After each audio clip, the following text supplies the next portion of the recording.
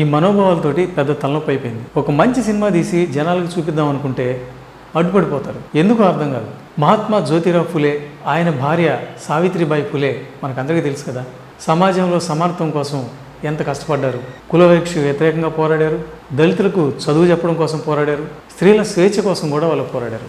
ఆ పోరాటంలోనే వాళ్ళ జీవితాలను కూడా త్యాగం చేశారు. అలాంటి మహానుభావుల జీవితం ఆధారంగా బాలీవుడ్లో ఫులే అనే సినిమా తీశారు. రిలీజ్ అవ్వాల్సింది సెన్సార్ బోర్డు దగ్గర ఆగిపోయింది. అందరూ కాదు, కొందరు బ్రాహ్మణులు ఫులే సినిమాలో తమను కించపరిచేలాగా పదాలు వాడారని అడ్డం చెప్పారు. సెన్సార్ బోర్డు కూడా వాళ్ళ మాటలకే ఒత్తాసు పలికింది. కొన్ని పదాలని తీసేయమని ఫులే మూవీ డైరెక్టర్కి చెప్పింది. మొదట్లో ఆయన కాదన్న, ఆ తర్వాత వాటిని డిలీట్ చేయాల్సి వచ్చింది. మూవీ రిలీజ్ అవ్వాలంటే కొన్ని విషయాల్లో కాంప్రమైజ్ అవ్వక తప్పదు కదా. అయినా కూడా ఫులే సినిమా రిలీజ్కి నోచుకోలేదు.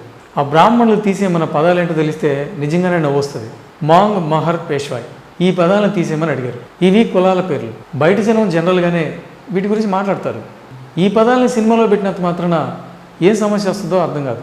వీళ్ళ మీద ఆధిపత్యం చెలాయిస్తుందే కాకుండా వాళ్ళ పేర్లు సినిమాలో పెట్టాలా లేదా అని కూడా వీళ్ళే నిర్ణయిస్తారనమాట. గతంలో ఈ కులాల మీద బ్రాహ్మణులు ఆధిపత్యం చెలాయించింది నిజమే. ఇప్పుడు ఆ పేర్లు తొలగించడం వల్ల కొత్తగా వచ్చే లాభం ఏంటి?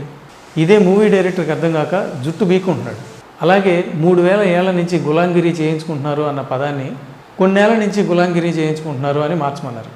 ఈ 3000 ఏళ్ళని కొన్నేళ్ళు అని మార్చితే వచ్చిన లాభం ఏంటి? అది కూడా డైరెక్టర్కి అర్థం కావట్లేదు. ఆ లైన్లో బ్రాహ్మణుల మనోభావాలు దెబ్బతినేంత తప్పు ఏముందో ఆ చిత్రం యూనిట్కి కూడా అర్థం కావట్లేదు. డైరెక్టరు ఫులే సినిమాని చాలా కష్టపడి తీశాడు. 18th సెంచరీలో జరిగిన కథని ఇప్పుడు ప్రేక్షకులకి నచ్చేలాగా తీయడానికి చాలా ట్రై చేశాడు. ఉత్త పుణ్యానికి ఈ బ్రాహ్మణులు అడ్డు చెప్పడం వల్ల అది సెన్సార్ బోర్డు దగ్గరే ఆగిపోయింది. విషయం పెద్దదయ్యే కొద్దీ సినిమా వెనకబడిపోద్దని డైరెక్టర్ సైలెంట్ అయిపోయాడు. అయితే బాలీవుడ్ డైరెక్టర్ అనురాగ్ కశ్యప్ మాత్రం బ్రాహ్మణుల మీద ఫుల్ ఫైర్ అయ్యాడు. సోషల్ మీడియాలో వాళ్ళని ఏకిపారేశాడు. ఒక పోస్ట్లో ఆయన ఏం రాశాడంటే, నా లైఫ్లో నేను ఫస్ట్ టైం వేసిన డ్రామా ఏదన్నా ఉందంటే అది మాత్రం మహాత్మా జ్యోతిరావు ఫులే దంపతుల జీవిత చరిత్ర.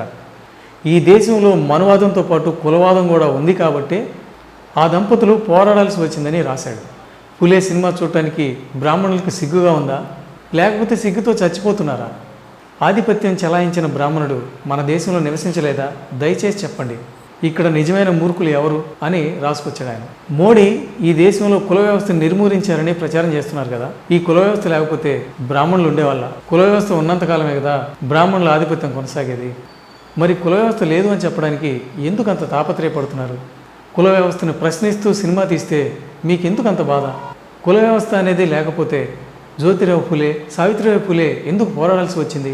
ఈ కులతత్వం అనేది భారతదేశంలో ఉందో లేదో మీరే చెప్పండి. ఇతర కులాల మీద మీ ఆధిపత్యం కొనసాగిందో లేదో మీరే నిర్ధారించుకోండి.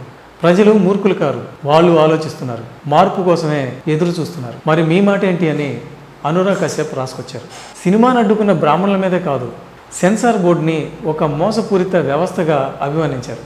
సినిమా సెన్సార్ బోర్డులో 4 సభ్యులు ఉంటారు. సెన్సార్కి వచ్చిన సినిమాని ఆ 4 సభ్యులే చూస్తారు. మరి ఆ సినిమాలో వాడిన పదాలు, ఉన్న సన్నివేశాలు బయట ఉన్న బ్రాహ్మణులకు ఎలా తెలిసాయి?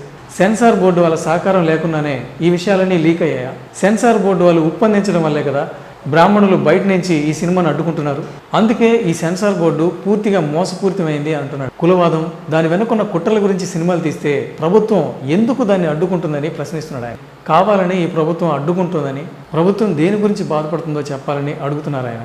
గతంలో కుల ప్రస్తావన తెచ్చిన సంతోష్ సినిమాని ఇలాగే అడ్డుకున్నారని, ఇప్పుడు ఫులే సినిమాను కూడా అడ్డుకుంటున్నారని బాధపడ్డారు ఆయన. అనురాగ్ ఆవేదాన్ని అటుంచితే ఫులే సినిమా తీస్తే ఈ బ్రాహ్మణులకు ఎందుకు బాధ కలుగుతుంది, ఎందుకు కోపం వస్తుంది? 18th సెంచరీలో అప్పటి బ్రాహ్మణులు సనాతన ధర్మాన్ని అడ్డం పెట్టుకొని పేద కులాలని భయంకరంగా తొక్కేశారు. వాళ్ళని దగ్గరికి రానిలేదు, చదువుకోనివ్వలేదు, మంచినీళ్ళు ఇవ్వలేదు, సరైన బట్టలు వేసుకున్నా తప్పే, చెప్పులు నెత్తి మీద పెట్టి ముడ్డికి తాటాకు గట్టి పంపించేవాళ్ళు. అంత ఘోరమైన రోజుల్ని వాళ్ళు అనుభవించారు. అదంతా చేసింది అప్పటి బ్రాహ్మణులు. వాళ్ళతో ఇప్పుడున్న బ్రాహ్మణులకి సంబంధం లేదు కదా. మరి వాళ్ళ గురించి సినిమా తీస్తే వీళ్ళకెందుకు బాధ కలుగుతుంది? వాళ్ళు చేసిన తప్పులను చూపిస్తుంటే వీళ్ళ పరుగు పోయినట్టు ఎందుకు ఫీల్ అవుతున్నారు?